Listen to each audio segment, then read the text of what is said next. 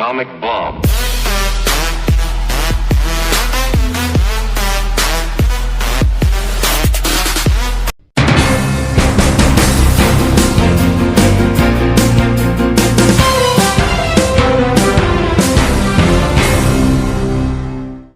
Buenos días, bienvenidos a esta primera edición del noticiero Noticias Bizarras de la guía Aprende en Casa número 3.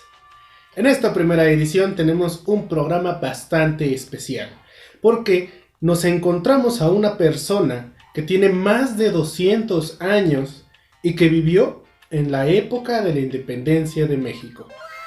Así es, damas y caballeros, tenemos el honor de presentarles a mi tatarabuelo. Aquí está la foto de él porque, pues bueno, aquí se veía un poquito más joven. Mi tatarabuelo vivió en esta época y el día de hoy nos va a platicar acerca de qué cosas ocurrieron en ese entonces. Y para eso nos enlazamos con él por vía teléfono.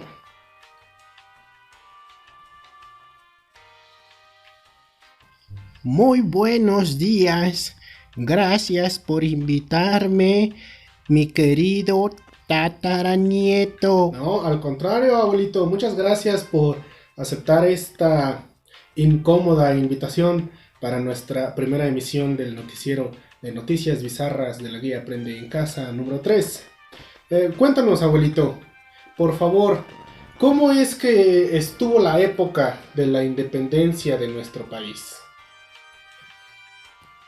Pues bueno, como ustedes sabrán, la independencia fue un periodo de nuestra historia que data de 1810 y termina en 1821.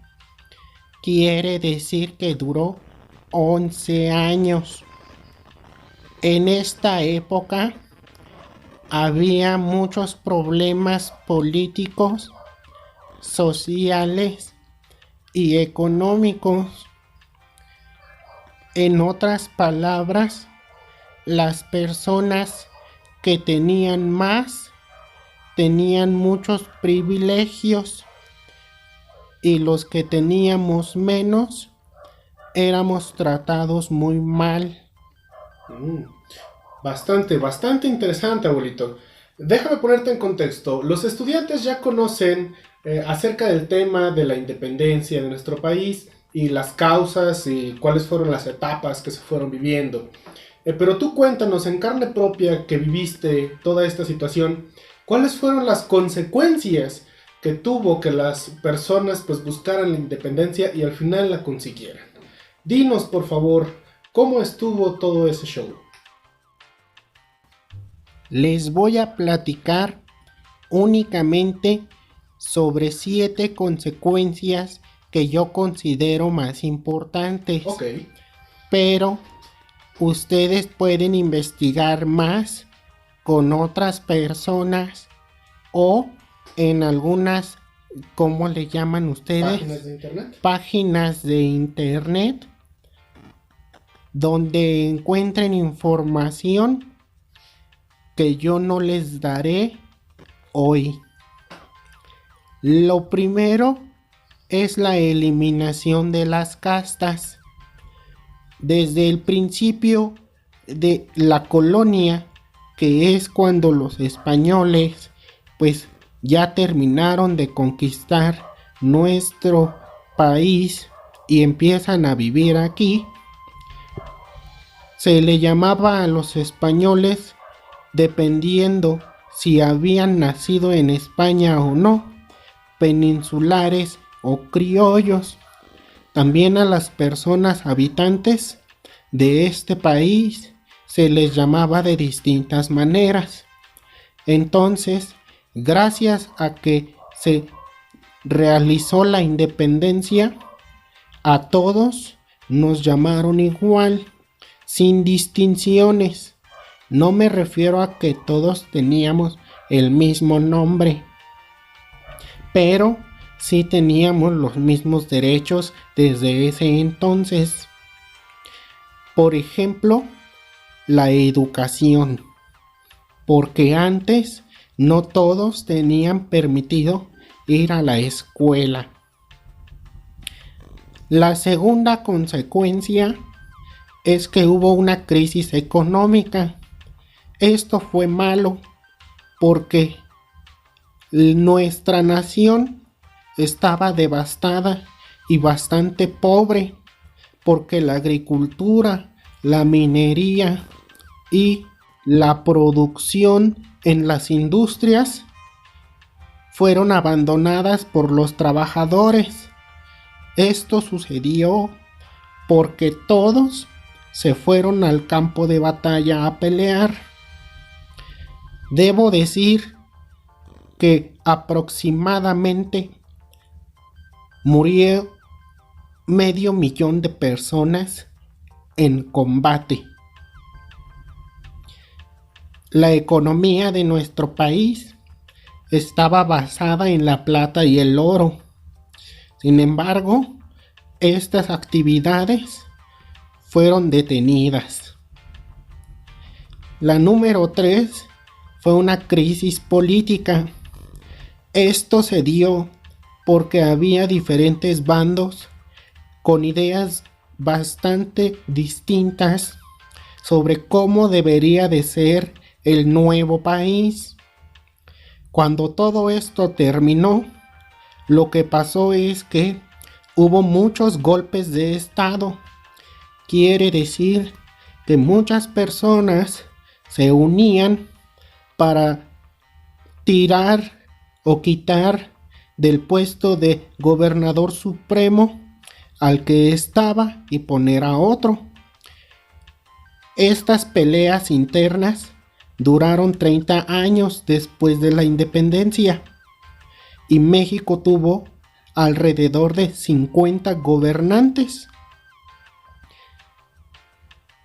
Fue entonces que hubo entre el año de 1821 a 1880 en promedio 61 personas que en algún momento se hicieron cargo de nuestro país.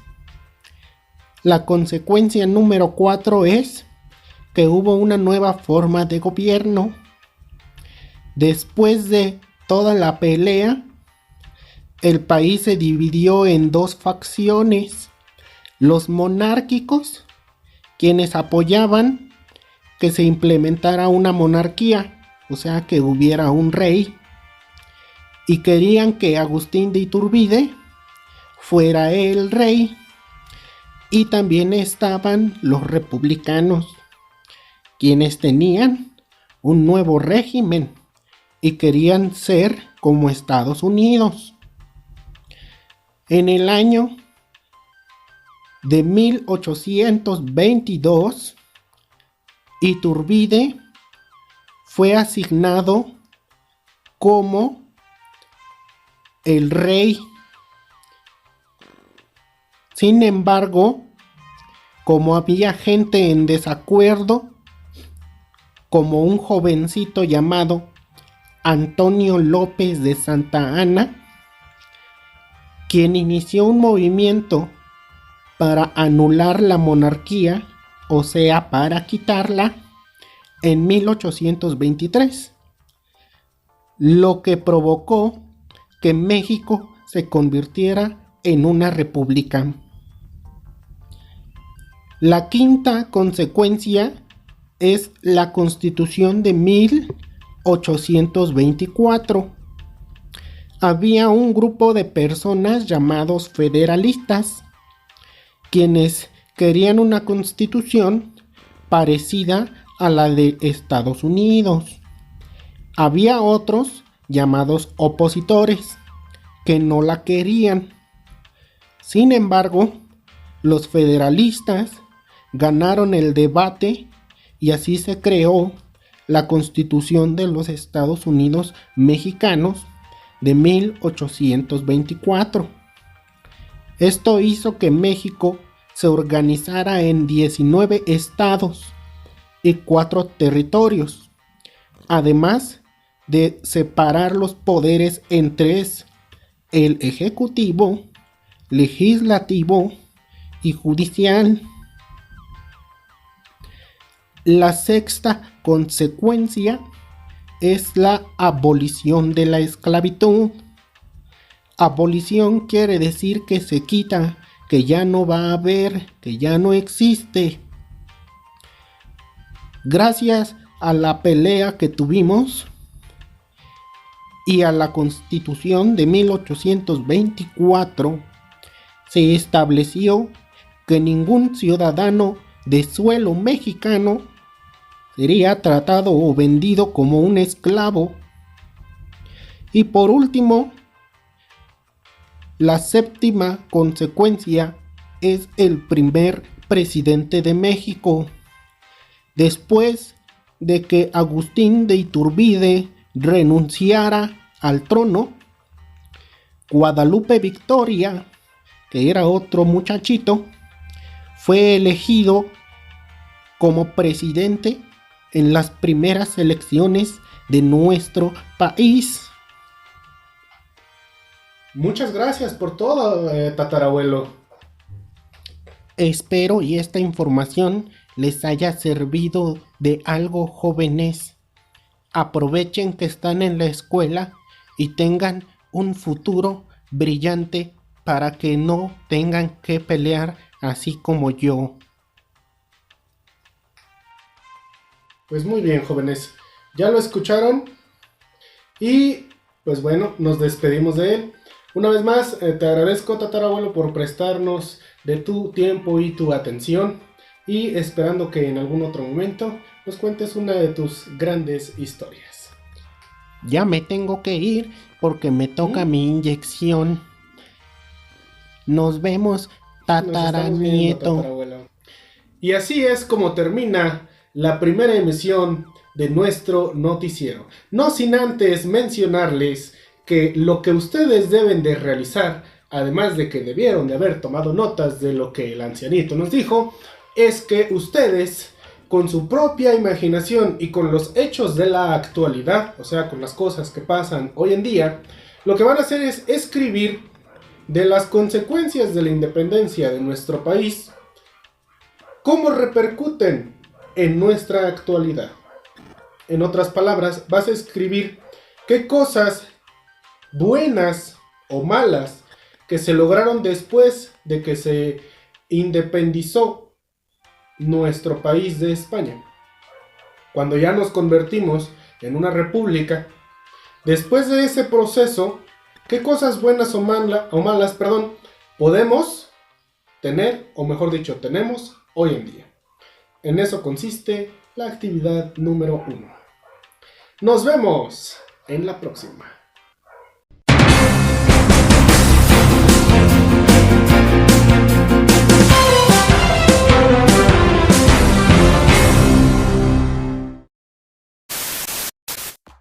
Pues muy bien, jóvenes, vamos a comenzar con la actividad número 2 después de haber presenciado la primera gran emisión del noticiero que ya se tenía programado para esta ocasión. Y pues bueno, vamos a trabajar con formación cívica y ética, de acuerdo a que nos lo está marcando nuestra guía de Aprende en Casa número 3. Y pues vamos a trabajar con el tema de la participación en la construcción de las sociedades, con el subtema de la diversidad cultural. Y para eso, déjame decirte que te he preparado la siguiente definición escrita, pero a la vez me he dado a la tarea de buscar un video que te explique más a fondo qué es la diversidad cultural. Así que por favor, tanto del siguiente escrito como del video, toma tus respectivas anotaciones. Terminando, te digo qué es lo que vamos a hacer.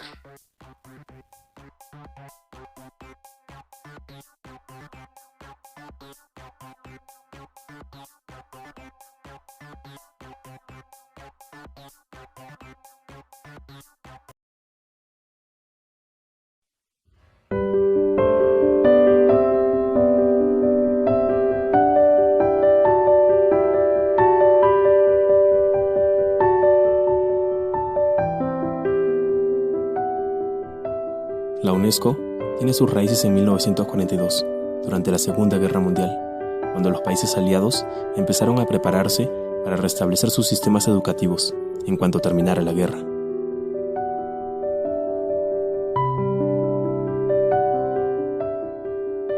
Pero muchos más países se vieron interesados en los objetivos de la UNESCO, logrando reunir 45 países en su primera conferencia mundial, de los cuales 37 decidieron pertenecer, y así dar inicio a la UNESCO.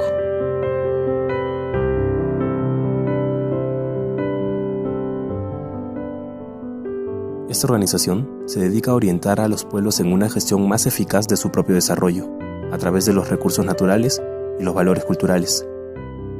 Tiene vocación pacifista, y entre varias cosas, se orienta muy particularmente a apoyar la alfabetización.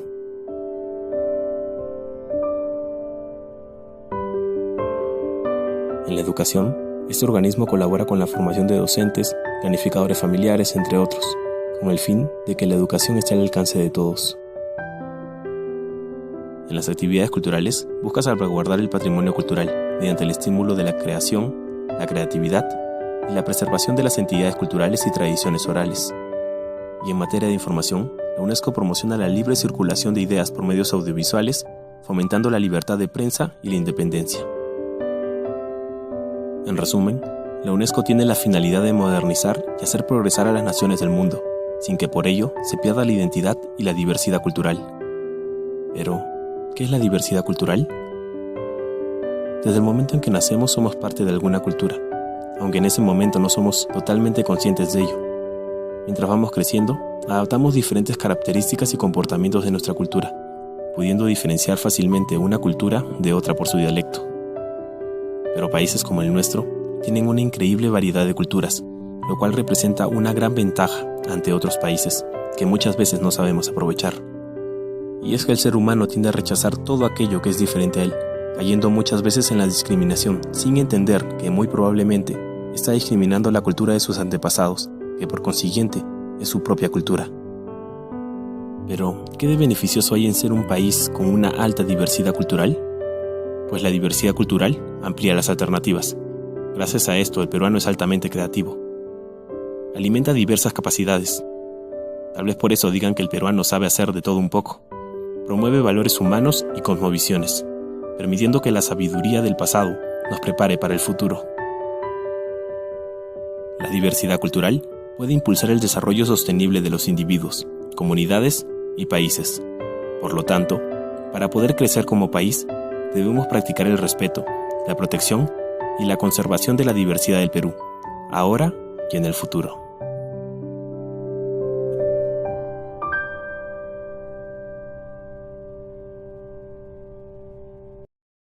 Ahora bien, ya que conocemos un poco más acerca de qué es la diversidad cultural, la actividad del día de hoy, en este segundo apartado, consiste en que tú, de manera personal, vas a escribir en tu cuaderno cuáles son las acciones de respeto que se deben de llevar a cabo o que tú has llevado a cabo o que has visto que alguien lleva a cabo para respetar, vaya la redundancia, cada una de las culturas que tienen las diferentes personas que nos rodean.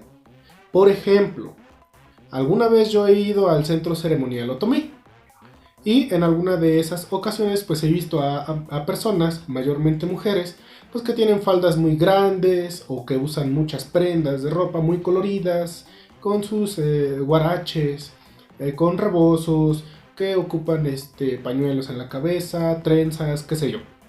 Entonces, ¿cómo he respetado a esas personas? Pues bueno, no riéndome de ellas porque es parte de sus costumbres, de sus tradiciones, de su cultura. Tampoco de su idioma, a pesar de que pues el ñañú, que es la lengua otomí de esa región, de por allá por Temoaya, pues se escucha bastante raro o bastante peculiar para nosotros que no solemos escucharla. Pues bueno, se respeta y pues sabemos que es propio de estas personas, ¿de acuerdo? Una vez me pasó que un compañero que venía de la Ciudad de México directamente, pues nunca había tenido la oportunidad de convivir con otras personas con culturas distintas o desconocidas para él. Entonces pues le provocaba mucha gracia, mucha risa cómo es que se vestían estas personas y cómo hablaban.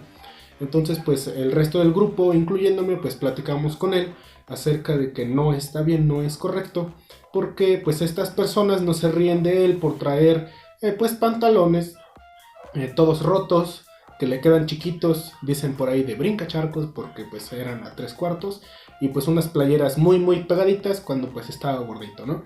Entonces pues cada quien tiene diferentes formas de expresarse, de comunicarse, de vestirse, entre otras. Entonces en esto consiste la actividad 2 del día de hoy. Recuerda por favor enviarme también tus evidencias de trabajo completas. Muchos de ustedes no me han enviado evidencias completas. Me refiero a que únicamente o hacen la actividad 1 o hacen la actividad 2 o no entregan su reflexión de lo aprendido, o tal vez ni siquiera entregan algo. Entonces por favor pon un poco más de compromiso, de entusiasmo y de esfuerzo para entregar tus actividades en tiempo y forma. Recuerda que hemos pactado un horario establecido. Hay estudiantes quienes me hacen llegar sus evidencias a las 3 o inclusive a las 5 de la tarde, cuando pues ya pasó bastante, pero bastante tiempo. Entonces por favor respetemos los acuerdos que ya habíamos establecido. Recuerden anexar por favor su reflexión de lo aprendido, porque últimamente solamente 2 de cada 8 estudiantes que me envían sus evidencias la anexan. Entonces háganlo por favor. Nos vemos en el siguiente video.